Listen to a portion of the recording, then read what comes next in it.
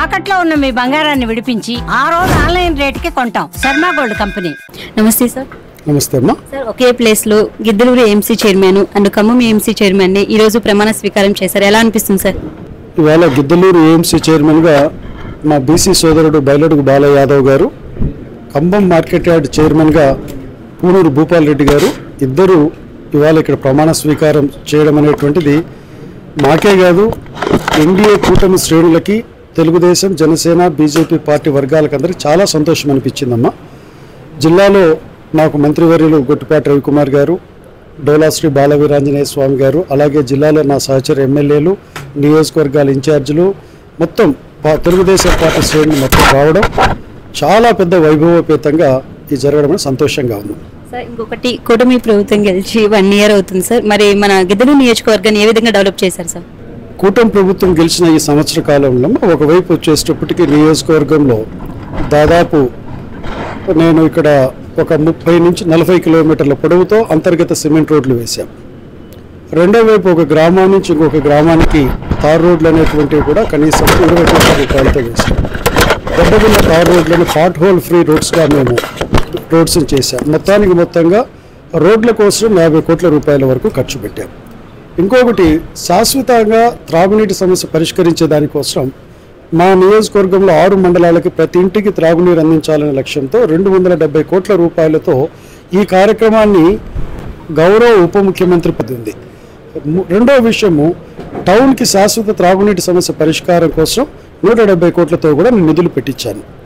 అంటే మీకు ఏం చెప్తున్నానంటే, సంవత్సర కాలంలో జరుగుతున్నటువంటి అభివృద్ధిని బేరీజు వేయడం అనేటువంటిది ఒక్క నిమిషం పక్కనగా పెడితే, బాధ్యతాయుతమైనటువంటి మేము ప్రజాప్రతినిధులుగా మా నాయకుడు చంద్రబాబు నాయుడు గారు ఏ విధంగానైతే రాష్ట్ర పునర్నిర్మాణం కోసం ఈ రాష్ట్రాన్ని ఏదైతే వైఎస్ఆర్ కాంగ్రెస్ పార్టీ, ఆ పార్టీ అధినాయకుడు జగన్మోహన్ రెడ్డి ముఖ్యమంత్రిగా ఉన్నప్పుడు అన్ని విధాలుగా లూటీ చేసి రాష్ట్రాన్ని అభివృద్ధిని లేకుండా చేశాడో, దాన్ని మరలా రిపేర్ చేసేదానికి ఏ విధంగా అయితే తపన పడుతున్నాడో మా నియోజకవర్గాల్లో మేము కూడా అలానే తపన పడుతున్నాం. ఇంకా ఫ్యూచర్లో ఎలాంటి అభివృద్ధి చేసే అవకాశాలు ఉన్నాయి సార్? మాకు అభివృద్ధి అనేది నిరంతర ప్రక్రియ. ఇప్పుడు మీకు చెప్పుకుంటూ పోతా ఉంటే, ఇప్పుడు రైల్వే గేట్ మాకు కావాలి, టౌన్లో వచ్చేటప్పటికి సగిలేరు మీద మాకు ఏదైతే రిటైనింగ్ వాల్ నిర్మాణం కావాలి. ఇదే కాకుండా రోడ్ల అభివృద్ధి తీసుకుంటే మాకు కోనపల్లి నుంచి బేస్తవారిపేట వరకు డబుల్ రోడ్డు కావాలి, పాపినేనిపల్లి నుంచి ఖమ్మం వరకు డబుల్ రోడ్డు కావాలి, రాజుపాలెం నుంచి గిద్దలూరు వరకు డబుల్ రోడ్డు కావాలి. అంటే మౌలిక వసతుల అభివృద్ధి, కనీస అవసరాలైనటువంటి త్రాగునీరు, సాగునీరు, వీటన్నిటి పట్ల మాకు బాధ్యతాయుతంగా పనిచేస్తున్నాం. సాగునీటి విషయానికి వస్తే వెలుగొండ అనేటువంటిది మాకు చాలా పశ్చిమ ప్రకాశానికి జీవనాడి.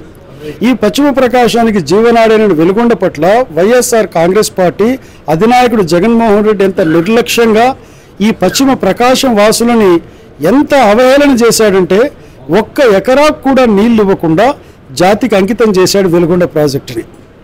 జాతికి అంకితం అంటే పొలాలకు నీళ్లు ఇవ్వాలమ్మా.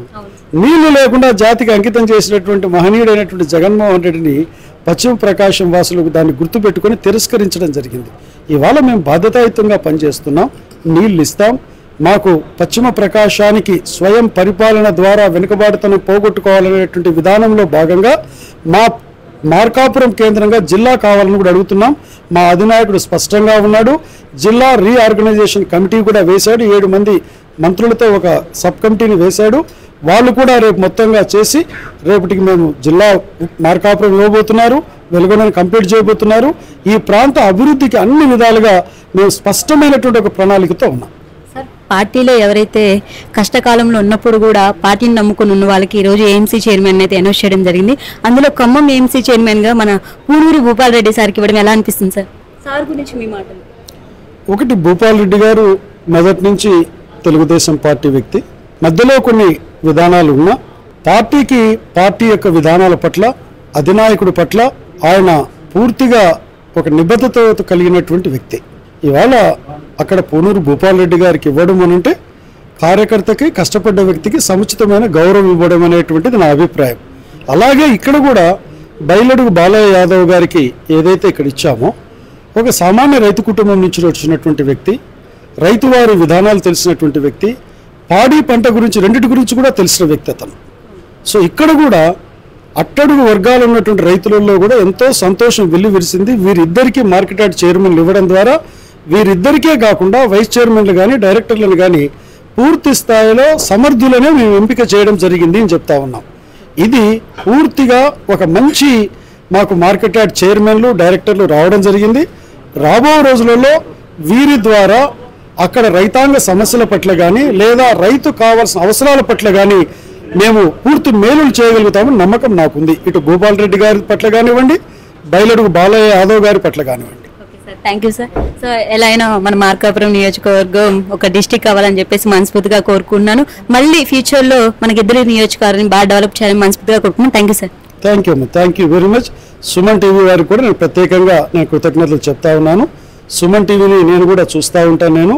మీరు ఎంతో ఒక దీనినిగా మీరు ముందుకు తీసుకువెళ్తుంటాం.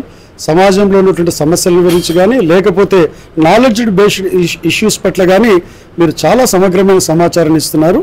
మీరు రాబో రోజుల్లో నంబర్ 1 న్యూస్ నెట్వర్క్గా ముందుకు పోవాలని మనస్ఫూర్తిగా కోరుకుంటూ మీ దగ్గర సెలవు తీసుకుంటాం. Thank you sir. రైట్.